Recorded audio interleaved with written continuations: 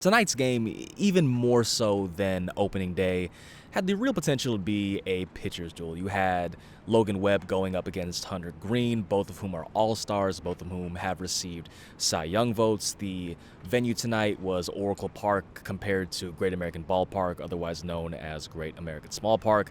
The weather was cold, the weather was crisp, and it kind of felt, in a sense, this game was going to come down to who blinked first. And technically speaking, neither of them blinked. Logan Webb was excellent. He pitched 7 shutout innings, had 10 strikeouts, no walks.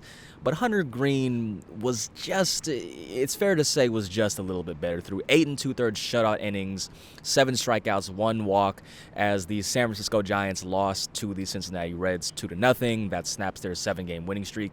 And if Logan Webb didn't allow a run, if Hunter Greene didn't allow a run, it was someone in the bullpen who allowed a run for the Giants, rather 2 runs for the Giants, and that was Camilo Doval, who has had back-to-back really rough days here at the ballpark. After blowing the save during Sunday's game, which I was not there for, he inherits the 8th inning. Tyler Rogers was unavailable after pitching in back-to-back days. Allows 2 free passes out the gate, one being a walk, one being a hit by pitch.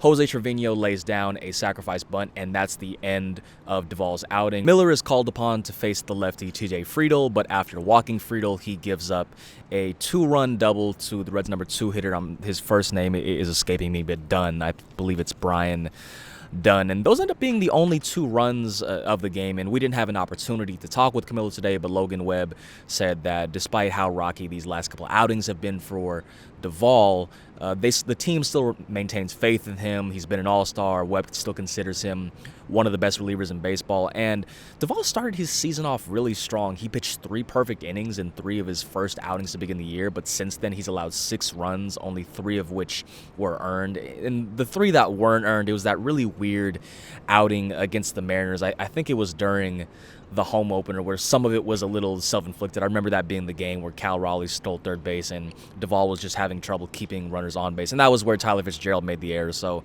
while those runs were unearned, it wasn't exactly a clean outing either. The Giants weren't able to get anything going against Greene in those first 8 innings. Jung-Hoo Lee did have that deep drive to right center field that would have been a home run in 19 of 30 other ballparks, but considering this ballpark, considering it's cold, considering it's not sunny outside, he just got oracled. It was a classic case of a guy getting oracled. But in the bottom of the 9th inning, rather, the Giants were finally able to get something going against Greene. Greene did get 2 quick outs to begin the inning and was on the verge of throwing a Maddox, but Jung-Hoo Lee singled to right center field, extending his hitting streak to 8 games. Matt Chapman drew a walk, and before you know it, Greene was out of the ball game, and the Giants had an opportunity to do something what they did on opening day, which was stun the Reds in the 9th inning. And if you kind of look at it narratively speaking, Wilmer Flores had that dramatic 3-run homer in the top of the 9th inning on opening day. Elliot Ramos comes to the plate.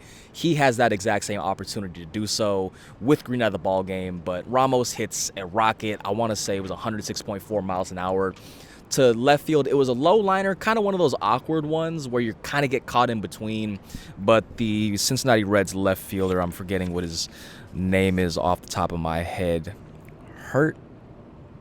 Hurtubise, I think that's how it's pronounced, ends up making the catch, kind of makes an awkward little dive there to end the game, and the Giants end up with the 2-0 loss. One of the more fun things to come out of today's game was the hooligan, I don't know how exactly they're pronouncing it, but it was a crew of Jung-Hoo Lee fans in Section 325. They had custom-made hats that kind of resembled fire. Appropriately enough, there was 51 of them in honor of Jung-Hoo Lee's number 51, and Lee said that he didn't see them tonight. He was just locked in to the game in its entirety. He did make a couple of nice sliding catches for Logan Webb, but he said he will be looking out for them going forward.